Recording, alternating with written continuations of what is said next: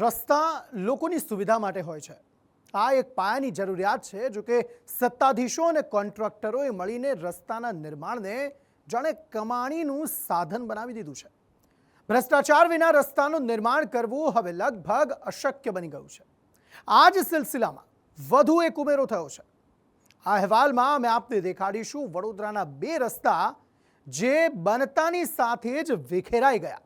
ભ્રષ્ટાચારની ઉધઈ એ રસ્તાને ખાઈ ગઈ। હાથ વડે ઉખડતો ડામરનો રસ્તો, ભ્રષ્ટાચારના ડામરમાં સાંઠગાંઠની કપચીનું મિશ્રણ, સુવિધાના નામે જનતા સાથે સત્તાધીશોની મજાક। આ દ્રશ્યો વડોદરાના છે, જ્યાં તંત્રએ ફરી કમાલ કરી છે। બુંદીના લાડુને જેમ હાથ વડે મસળીને છૂટો પાડી શકાય, તેમ તેવી જ સ્થિતિ તાજેતરમાં જ બનાવેલા આ રસ્તાની પણ છે। રસ્તાના કિનારેથી હાથ વડે જ રસ્તાના થર ઉખડી પણ જાય છે અને છૂટા પણ પડી જાય છે। આ દ્રશ્યો વડોદરાના બગીખાના રાજમહેલ રોડના છે, જ્યાં તોપ સર્કલ સુધીના રોડ પર વડોદરા મનપાની કામગીરી સવાલોમાં છે। સ્માર્ટ સિટી વડોદરાના સત્તાધીશો જે કોન્ટ્રાક્ટ આપે છે કે તમે રોડ બનાવો, પરંતુ રોડ કેવો બને છે ત્યારબાદ કોઈ જોવાવાળું નથી। અને હાલમાં જ નવો રોડ બન્યો છે, લગભગ એક સપ્તાહ પણ નથી થયું, અને આ રોડની પરિસ્થિતિ એવી છે કે હાથથી આ રોડ ઉખડી જાય છે। તેની જે કિનાર જે સરફેસ છે તે પણ અહીંયા યોગ્ય નથી કરવામાં આવતું, ને તેના કારણે આ રોડ હાલ હાથથી જ ઉખડી રહ્યો છે।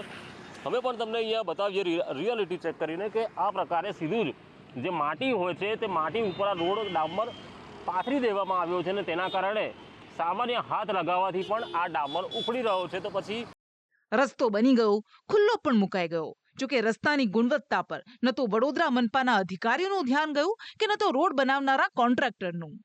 સવાલ એ ઉઠી રહ્યા છે કે આખરે આ રસ્તો બનાવ્યો છે કોણે? કોઈ પણ રોડ બને એટલે પહેલા કાચો પાકો રોડ બનતો હોય છે, એના ઉપર ડામર પાથરવામાં આવતો હોય છે, ત્યારબાદ જે કહેવાય છે કે રિસર્ફેસિંગ કરવાનું હોય છે। પરંતુ કંઈક ને કંઈક લાગી રહ્યું છે કે હલકી ગુણવત્તાનું મટીરિયલ વાપરી અને આડેધડ રોડ બનાવીને પોતાના બિલ પાસ કરાવી લેવાના, એટલે કંઈક ને કંઈક લાગી રહ્યું છે કે આમાં પણ શંકાની દાયરો એ છે કે ભાઈ થર્ડ પાર્ટી ઇન્સ્પેક્શન થતું હોય છે, આમાં પણ કંઈક ને કંઈક ટકાવારી હોય છે। સ્થાનિક કોર્પોરેટરો ધારાસભ્યની એક પોતાની જવાબદારીમાં આવે છે, પરંતુ લાગી રહ્યું છે કે વડોદરા શહેરમાં ભ્રષ્ટાચાર પુષ્કળ પ્રમાણમાં વધી રહ્યો છે। એનું મુખ્ય કારણ એક જ છે કે આડેધડ કોન્ટ્રાક્ટરો કામ કરી રહ્યા છે અને કોન્ટ્રાક્ટરો પોતાના ખિસ્સા ભરી રહ્યા છે। નિર્માણના એક જ સપ્તાહમાં રસ્તાની આ હાલત છે। હજુ તો ચોમાસું બાકી છે, ત્યારે વરસાદમાં આ કથિત પાકા રસ્તાનું શું થશે તેના વિશે ફક્ત અંદાજ માંડવા જેવો છે। ફક્ત રસ્તો જ નહીં, રસ્તાની વચ્ચોવચ્ચ બનાવવામાં આવેલા ડિવાઈડર સામે પણ સવાલ ઉઠ્યા છે। સામાન્ય રીતે ડિવાઈડર સિમેન્ટના બ્લોકમાંથી બનાવવામાં આવે છે, જો કે અહીં તેની જગ્યાએ પાળ બનાવવામાં આવી છે, જેમાંથી સિમેન્ટ રેતીની જેમ ખરી રહ્યો છે। આ ડિવાઈડર કેટલા સમય ટકશે તે પણ એક મોટો સવાલ છે।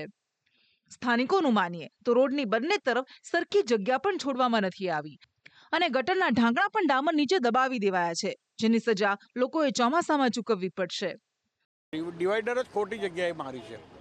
આ ડિવાઈડર અહીં જોતો હતો ને સામેનો રોડ પોલો ક્લબવાળાને મેં પૂછ્યું હતું તો કે પહેલાં અમારું જે માપ ગયું હતું એટલે અમે તો દિવાલ ત્યાંથી 5 ફૂટ ખસેડી નાખી, તો પોલો ક્લબે ખસેડી, તો આ બીજી તમે ડાયમંડ જ્યુબેલીને તે આવતી હતી તે કેમ ના ખસેડી? પ્રાઇવેટ મકાનો તો આજુબાજુ 10-10 ફૂટ 5-5 ફૂટ કરી દીધું ને હવે આખું ડિવાઈડર તમે ડિવાઈડરના માપ એક્ઝેક્ટ કરો કે તોપ પાસેથી આ બાજુ ડાબી બાજુનું ને જમણી બાજુને બે માપ લો અને એ પ્રમાણે સેન્ટર ચલાવો। નાના મોટા રસ્તા બનાવી દીધા છે, એ ખોટું માપ છે।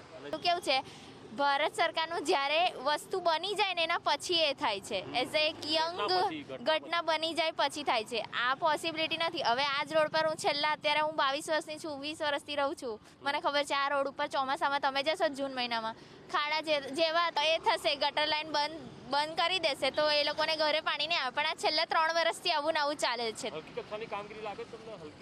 હકીકત કો કામગીરી જસ્ટ ખાલી કોઈ જોવા ખાતર બની રહ્યું છે। રસ્તાની કામગીરીની ગુણવત્તા પર સવાલ ઉઠતા વડોદરા મનપાના શાસકો જાગ્યા। જે જવાબદારીનું ભાન રસ્તાના નિર્માણ વખતે થવાની જરૂર હતી તે રસ્તો બની ગયા પછી થયું। તપાસનો રાગ આલાપવામાં આવ્યો। વિસંગતતા દેખાય છે, ક્વોલિટીમાં પણ કંઈક પ્રોબ્લેમ છે એવું જાણવા મળ્યું છે, તો ચોક્કસ એની તપાસ કરી અને જેના ઉપર કાર્યવાહી કરવા જેવી હશે એ કરાવીશું, અને કયા કારણસર આવું થયું છે એ એક તપાસનો વિષય છે, તો એ જાણકારીમાં લઈ અને આગળના ડેપ્યુટી મેયરને તપાસની જરૂરિયાત જણાય છે એ મોટી વાત કહેવાય. જોકે તેનાથી પણ મોટી વાત એ હશે કે તપાસનું પરિણામ ક્યારે આવે છે અને કોન્ટ્રાક્ટર સામે પગલાં લેવાય છે કે નહીં. હવે વડોદરાનો વધુ એક કિસ્સો જુઓ. સામાન્ય રીતે ભુવા ડામરના રોડમાં પડતા તમે જોયા હશે, પણ વડોદરા અને આણંદ સાથે જોડતા આ રસ્તાએ તે ફરિયાદ પણ દૂર કરી દીધી છે, કેમ કે અહીં આરસીસીના રોડ પર ભૂવો પડ્યો છે. હવે મૂળ વાત પણ જાણી લો. માર્ગ મકાન વિભાગ હસ્તકનો આ રસ્તો 1 મહિના પહેલા જ બનેલો છે અને 1 જ મહિનામાં રસ્તાએ જવાબ આપી દીધો અને બેસી ગયો. રસ્તો બેસવાની આ તો હજુ શરૂઆત છે. હવે આ રોડની બનાવટની ખાસિયતો પણ જાણી લો. મુખ્ય રોડ જ્યારે બની રહ્યો છે અને આ રોડ બનતા બનતા આરસીસી રોડ છે અને આરસીસી રોડ હવે તૂટવા માંડ્યો છે. હજુ રોડની કામગીરી ચાલુ છે, પહેલાં રોડ તૂટવા માંડ્યો છે.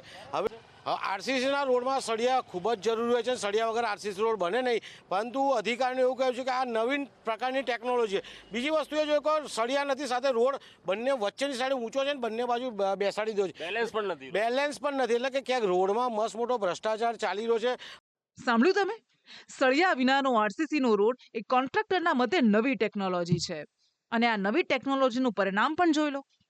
કોન્ટ્રાક્ટરની આ નવી ટેકનોલોજીએ લોકોની હાલાકીને દૂર કરવાની જગ્યાએ વધારી દીધી. રસ્તો બનાવીને ખુલ્લો મૂકી દેવાયો, પણ રસ્તો પાતાળમાં ઉતરી ગયો. હવે આ ટેકનોલોજીની પણ તપાસ જરૂરી છે કે ક્યાંક તેનું મુખ્ય ઘટક ભ્રષ્ટાચાર જ ન હોય.